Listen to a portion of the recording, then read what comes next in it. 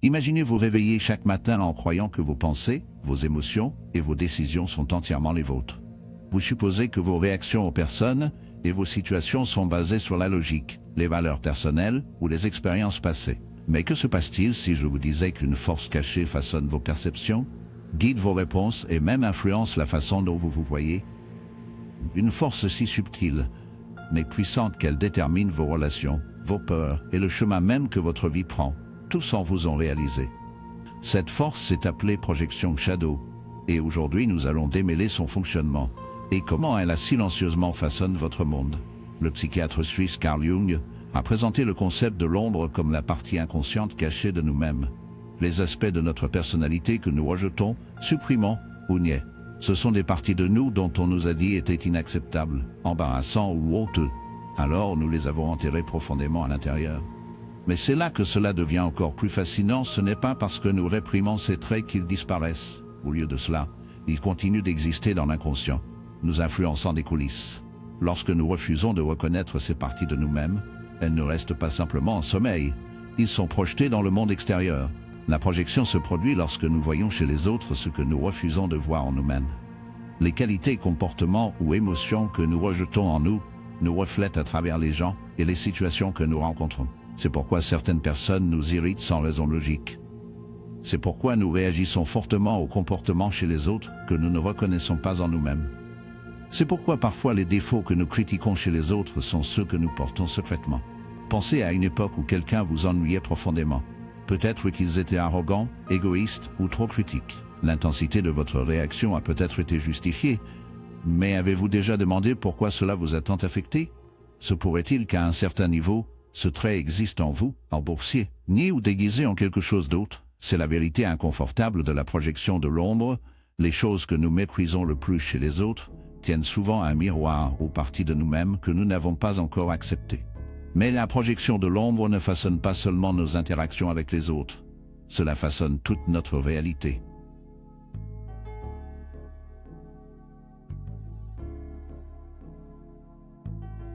Cela influence nos choix dans les relations, nous attirant vers des gens qui reflètent sans le savoir les aspects cachés de notre psyché. Cela dicte nos réponses émotionnelles, ce qui nous rend de manière excessive à des situations sans comprendre pourquoi. Cela limite même notre potentiel, nous faisant croire que les défauts que nous voyons chez les autres sont des problèmes externes, alors qu'en réalité, ils pourraient être des aspects de nous-mêmes en attendant d'être intégrés. Ce processus inconscient peut créer des cycles sans fin de malentendus, de conflits et d'autosabotage. Nous pourrions attirer à plusieurs reprises le même genre de relations, ignorant que notre ombre cherche à expliquer à travers eux. Nous pourrions continuer à lutter avec les mêmes défis, blâmant les circonstances extérieures tout en ignorant le travail intérieur qui doit être fait. Et surtout, nous pourrions vivre sous l'illusion que nous nous comprenons pleinement, alors qu'en réalité, il y a tout un monde caché en nous qui reste inexploré. Plus nous supprimons notre ombre, plus il nous contrôle. Des coins sombres de notre esprit, il devient la force invisible derrière nos peurs, nos jugements et nos déclencheurs émotionnels. Mais voici le paradoxe, plus nous reconnaissons et intégrons notre ombre, moins il a de contrôle sur nous en apportant de modèles inconscients. Plus, il nous contrôle des coins sombres de notre esprit. Cela devient la force invisible derrière nos peurs, nos jugements et nos déclencheurs émotionnels. Mais voici le paradoxe, plus nous reconnaissons et intégrons notre ombre, moins il a de contrôle sur nous. En mettant nos modèles inconscients en sensibilisation, nous commençons à voir la vie avec clarté. Nous cessons d'être contrôlés par des projections et commençons à s'approprier notre véritable moi. Mais avant d'aller plus loin, je veux que vous réfléchissiez à quelque chose. Avez-vous déjà été absolument convaincu que quelqu'un d'autre était le problème, pour réaliser plus tard que votre réaction en a dit plus sur vous que sur lui? Avez-vous déjà jugé quelqu'un durement, pour reconnaître plus tard que vous avez partagé le trait que vous méprisiez? Ces moments de réalisation peuvent être inconfortables, mais ils sont également la clé de la transformation. Restez avec moi, car dans la partie suivante, nous découvrirons les mécanismes cachés derrière la projection de l'ombre. Nous explorerons pourquoi certaines personnes déclenchent de fortes réactions émotionnelles en vous, même lorsque leurs actions semblent inoffensives. Nous révélerons à quel point les blessures non cachées du passé façonnent vos croyances à propos du présent. Et surtout, nous découvrirons la première étape vers la libération des forces inconscientes qui ont toujours façonné votre vie. Ce voyage changera la façon dont vous vous voyez vous-même et le monde qui vous entoure. Et dans la révélation finale, vous découvrirez la vérité la plus puissante de toutes, celle qui a le potentiel de transformer vos relations, votre état d'esprit et votre façon de naviguer dans la vie elle-même. Une fois que vous l'avez vu, vous ne le verrez jamais. Passons maintenant au premier pas pour découvrir les forces cachées qui ont influencé votre réalité. Pour vraiment comprendre comment la projection de l'ombre influence votre vie, vous devez d'abord reconnaître comment elle prend racine dans le subconscient. À partir du moment où nous sommes nés, nous commençons à absorber les messages sur ce qui est acceptable et inacceptable dans notre comportement. La société, la famille et la culture dictent certaines qualités comme souhaitable gentillesse, patience, force, tandis que d'autres sont jugées indésirables, colère, égoïsme, insécurité. En tant qu'enfants, dans notre profondeur, nous avons besoin d'être aimés et acceptés. Nous apprenons rapidement à supprimer les parties de nous-mêmes qui ne s'alignent pas avec ces attentes. Mais supprimer une partie de vous-même ne l'efface pas. L'ombre ne disparaît pas simplement parce que nous l'ignorons. Au lieu de cela, il s'enfonce dans l'inconscient, en attendant une occasion d'exprimer. Et quand il ne peut pas trouver une expression directe, il émerge en déguisement par projection. La projection se produit lorsque nous attribuons aux autres les qualités auxquelles nous ne pouvons pas faire face en nous-mêmes. C'est pourquoi les gens qui nous irritent le plus reflètent souvent quelque chose que nous n'avons pas encore reconnu. Vous êtes-vous déjà retrouvé accusant quelqu'un d'être arrogant pour réaliser plus tard que votre propre besoin d'avoir raison était de conduire votre frustration? Avez-vous déjà détesté quelqu'un pour être trop égoïste, seulement pour reconnaître plus tard que vous avez aussi du mal à fixer des limites et à hiérarchiser vos propres besoins? Ces moments de réalisation ne sont pas faciles, mais ils sont essentiels à la croissance. La projection de l'ombre n'affecte pas seulement les individus, il façonne des sociétés entières. L'histoire est remplie d'exemples de groupes projetant leurs propres qualités refusées sur les autres, conduisant à la discrimination, à la peur et au conflit. Jung a averti que ce que nous ne faisons pas face à nous-mêmes, nous nous battrons dans le monde qui nous entoure. Les guerres, les préjugés et l'hystérie de masse découlent souvent de projections collectives, où une société refuse de voir sa propre obscurité et la place plutôt sur un ennemi extérieur. À la discrimination, à la peur et au conflit, Jung a averti que ce que nous ne faisons pas face à nous-mêmes, nous nous battrons dans le monde qui nous entoure. Les guerres, les préjugés et l'hystérie de masse découlent souvent de projections collectives, où une société refuse de voir sa propre obscurité et la place plutôt sur un ennemi extérieur. Mais ramenons cela à votre expérience personnelle. Pensez à vos déclencheurs émotionnels les plus forts, les personnes ou les comportements qui vous ont instantanément déclenché. Et si ces réactions ne concernaient pas réellement l'autre personne, mais pour vous, cela ne veut pas dire que le mauvais comportement devrait être excusé, mais plutôt que notre perception des autres révèle souvent plus sur notre monde intérieur que nous ne le pensons. C'est pourquoi deux personnes peuvent assister au même événement et avoir des réactions complètement différentes. Imaginez deux collègues observant une personne confiante exprimant leur opinion lors d'une réunion. Une personne admire la confiance, tandis que l'autre se sent irrité et la considère comme une arrogance. La personne confiante n'a pas changé, la différence était dans la perception. Le collègue irrité peut avoir non reconnu les insécurités de parler, et au lieu de reconnaître cela, il projette leur inconfort sur l'autre personne. La projection de l'ombre explique également pourquoi nous répétons certains modèles de vie. Vous êtes-vous déjà demandé pourquoi vous continuez à attirer le même genre de relation, même lorsque vous vous promettez que cette fois sera différente? Ce n'est pas une coïncidence. Les gens que nous attirons dans nos vies reflètent souvent les parties non cachées de notre psyché. Si vous avez du mal à vous-même, vous pourriez vous retrouver dans des relations avec des personnes qui vous sous-estiment. Pas parce que vous méritez des mauvais traitements, mais parce que votre inconscient essaie de vous faire affronter cette partie de vous-même. Si vous nourrissez de la colère supprimée, vous pouvez constamment rencontrer des gens qui le déclenchent, comme si l'univers plaçait un miroir devant vous, en disant « Écoutez, c'est ce dont vous avez besoin pour guérir ». La vérité inconfortable est la suivante: le monde qui nous entoure est le reflet de notre monde intérieur. Plus nous rejetons en nous-mêmes, plus nous le rencontrerons en dehors de nous. C'est pourquoi Jung a souligné que la croissance personnelle nécessite une profonde conscience de soi. Sans cela, nous restons piégés dans des cycles de blâme, pensant que les autres sont la source de notre inconfort, alors qu'en réalité, ils ne révèlent que ce que nous n'avons pas encore accepté en nous-mêmes. Mais c'est là que les choses commencent à changer. Une fois que vous avez reconnu la projection, vous gagnez le pouvoir de vous libérer de son emprise.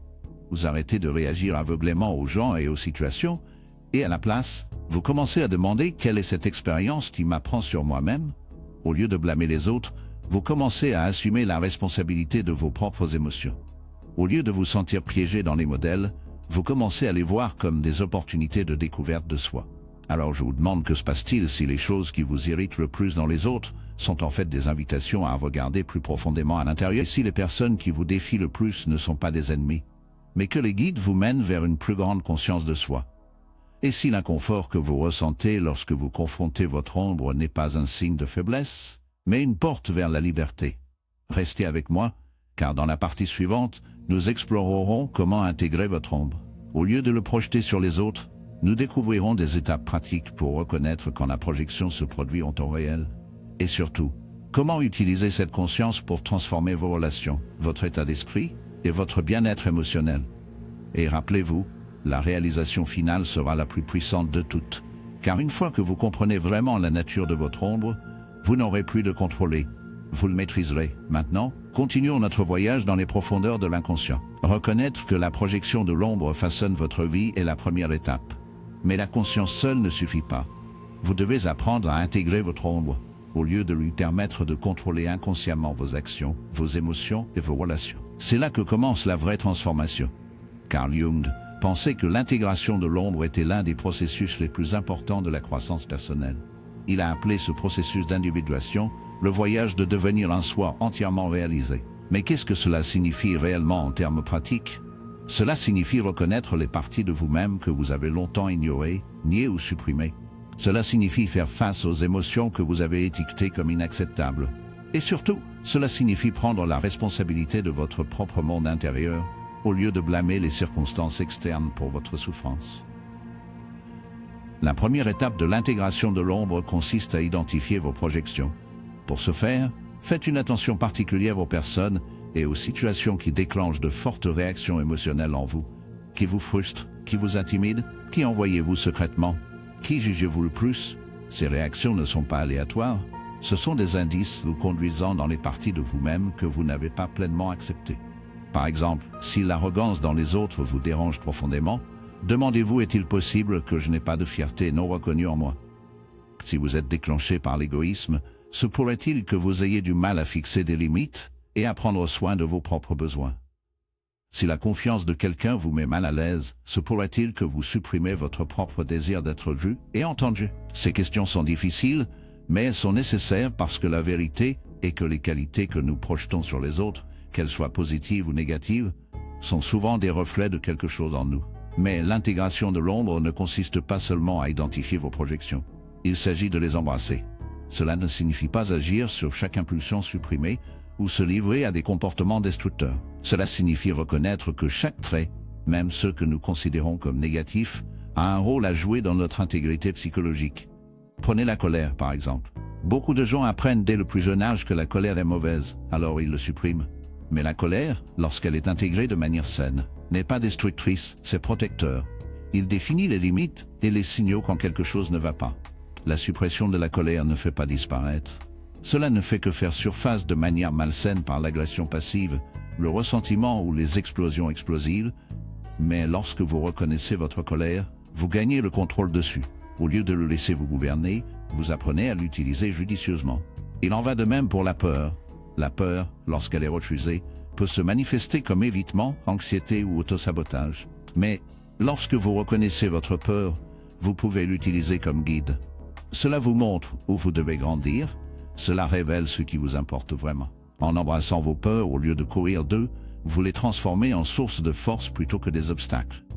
Une autre étape cruciale dans l'intégration de l'ombre est l'autocompassion. Beaucoup de gens, lorsqu'ils découvrent leur ombre pour la première fois, réagissent avec honte. Ils se sentent coupables de leurs émotions supprimées, de leurs insécurités cachées, de leur tour en embrassant vos peurs au lieu de courir d'eux, vous les transformez en source de force plutôt que des obstacles. Une autre étape cruciale dans l'intégration de l'ombre est l'autocompassion. Beaucoup de gens, lorsqu'ils découvrent leur ombre pour la première fois, réagissent avec honte. Ils se sentent coupables de leurs émotions supprimées, de leurs insécurités cachées et de leurs désirs tacites. Mais la honte ne fait qu'approfondir la séparation entre vous et votre vrai moi. Au lieu de juger votre ombre, abordez-la avec curiosité. Comprenez que tous les aspects de votre personnalité, oui, même ceux que vous souhaitez n'étaient pas là, existent pour une raison. Jung parlait souvent de l'importance de maintenir l'attention des opposés. Cela signifie reconnaître que vous n'êtes pas purement beau ou mauvais, fort ou faible, confiant ou peu sûr. Vous êtes un complexe capable à la fois de la lumière et de l'obscurité. Et lorsque vous acceptez cela, vous commencez à intégrer tous les aspects de vous-même dans un ensemble harmonieux. Mais comment pratiquez-vous réellement l'intégration de l'ombre dans la vie quotidienne? La prochaine fois que vous vous sentirez déclenché par quelqu'un, une pause. Au lieu de réagir automatiquement, demandez-vous quelle est cette situation qui révèle à mon sujet, quelle partie de moi-même je vois refléter dans cette personne. Si vous ressentez de fortes émotions, au lieu de les repousser, explorez-les. Que essaie-t-il de vous apprendre? La journalisation est un outil puissant pour ce processus. Notez vos jugements les plus forts des autres, puis demandez-vous comment ces jugements pourraient s'appliquer à vous. La méditation et la pleine conscience aident également, car elles vous permettent d'observer vos pensées et vos réactions sans jugement immédiat. La thérapie, en particulier l'analyse jungienne, peut offrir des informations profondes sur les modèles inconscients qui façonnent votre vie. Mais peut-être la méthode la plus puissante d'intégration de l'ombre est l'expression de soi. Plus vous exprimez votre moi authentique, le bon, le mauvais, le complexe, moins votre ombre a de l'ombre sur vous. La créativité, que ce soit par l'écriture, l'art, la musique ou le mouvement, vous permet de mettre des aspects cachés de vous-même dans la lumière. Plus vous exprimez, moins vous supprimez, et moins vous supprimez, plus vous devenez tout. Alors laissez-moi vous demander qu'avez-vous nié en vous-même? Quelles qualités avez-vous projetées sur les autres au lieu de posséder en vous-même? Et si les traits mêmes que vous méprisez chez les autres sont ceux que vous devez intégrer en vous? Restez avec moi, car dans la prochaine partie, nous prendrons cela encore plus profondément. Nous découvrirons la clé ultime de l'intégration de l'ombre, la dernière étape qui vous permet de récupérer votre pouvoir, de vous libérer des modèles inconscients et de transformer non seulement votre relation avec vous-même, mais avec le monde entier qui vous entoure. C'est là que tout se rassemble. Et une fois que vous voyez cette vérité, votre vie ne sera plus jamais la même. Passons maintenant à la réalisation finale. Maintenant que vous comprenez comment fonctionne la projection fantôme et comment commencer à l'intégrer, nous arrivons à la réalisation la plus puissante de toutes, celle qui peut fondamentalement transformer votre vie. Et si je vous disais que votre plus grande source de puissance réside dans les parties mêmes de vous-même que vous avez rejetées, que les traits que vous avez passés à supprimer ne sont pas des faiblesses, mais des forces cachées en attendant d'être récupérées. C'est la vérité que Carl Jung a consacré sa vie à l'exploration. Plus vous embrassez votre ombre, plus vous devenez complet. Les qualités que vous avez rejetées, que ce soit votre colère, votre ambition, votre vulnérabilité ou votre besoin d'attention, ne sont pas des obstacles à votre croissance. Ce sont des morceaux essentiels de votre intégrité. Lorsque vous les supprimez, ils vous contrôlent depuis les ombres. Embrassez votre ombre. Plus vous devenez complet, les qualités que vous avez rejetées, que ce soit votre colère, votre ambition, votre vulnérabilité ou votre besoin d'attention, ne sont pas des obstacles à votre croissance. Ce sont des morceaux essentiels de votre intégrité. Lorsque vous les supprimez, ils vous contrôlent à partir des ombres. Mais lorsque vous les intégrez, vous avez accès à une version plus profonde et plus authentique de vous-même. Pensez-y, chaque figure légendaire de l'histoire, chaque personne qui a laissé un impact durable sur le monde, a dû affronter sa propre ombre. Ils ne sont pas devenus excellents en faisant semblant d'être parfaits. Ils sont devenus grands en embrassant tous les aspects d'eux-mêmes, leurs craintes, leurs défauts, leurs contradictions, et en les utilisant comme carburant pour la transformation. Prenez le Mahatma Gandhi, par exemple. Il est connu pour sa philosophie de non-violence, mais peu de gens réalisent que ses premières années étaient marquées par une colère et une frustration intense. Au lieu de supprimer ses émotions, il a appris à les canaliser dans une force puissante pour le changement. Sa colère est devenue sa passion, sa frustration est devenue sa détermination. S'il avait nié ses émotions, il aurait pu vivre une vie ordinaire, mais parce qu'il les a affrontées et les a intégrées, il est devenu une force qui a remodelé l'histoire. Ou considérez Carl Jung lui-même. Il était profondément introspectif et luttait souvent avec des sentiments d'aliénation, de doute et d'obscurité. Mais au lieu de fuir ces expériences, il les a explorées. Il les a utilisées pour développer des informations révolutionnaires sur la psyché humaine. Sa volonté de confronter son propre inconscient lui a permis d'offrir une sagesse qui continue de changer des vies aujourd'hui. Et cela nous amène à vous. Et si, au lieu de rejeter votre ombre, vous avez commencé à travailler avec? Et si, au lieu de vous avoir honte de vos défauts, vous avez commencé à les voir comme des enseignants? Et si, au lieu de supprimer vos émotions, vous avez commencé à écouter ce qu'ils essayaient de vous dire? La dernière étape de l'intégration de l'ombre n'est pas seulement la conscience, c'est la propriété, c'est la décision d'arrêter de voir votre ombre comme quelque chose contre laquelle lutter et de commencer à la voir comme une source de pouvoir. Alors, comment faites-vous cela? Tout d'abord, reconnaissez que les parties de vous-même que vous avez évitées ne sont pas vos ennemis. Si vous ressentez l'envie, ne vous hantez pas.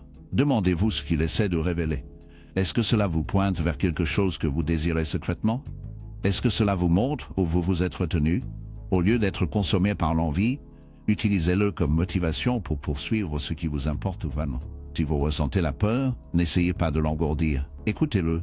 Est-ce que cela vous protège de quelque chose de réel? Ou est-il simplement de vous montrer où vous devez grandir? La peur n'est pas toujours un signe à retirer. C'est souvent un signal que vous êtes sur le bord d'une percée. Si vous avez du mal à la colère, ne le supprimez pas. Au lieu de cela, demandez-vous quelle frontière a été franchie. La colère, lorsqu'elle est utilisée judicieusement, est une force qui fait un changement. C'est l'émotion qui dit assez. Quelque chose doit changer, mais seulement lorsqu'il est reconnu et dirigé avec conscience. La clé est la suivante: chaque émotion, chaque trait, chaque partie de l'ombre de vous-même a un but.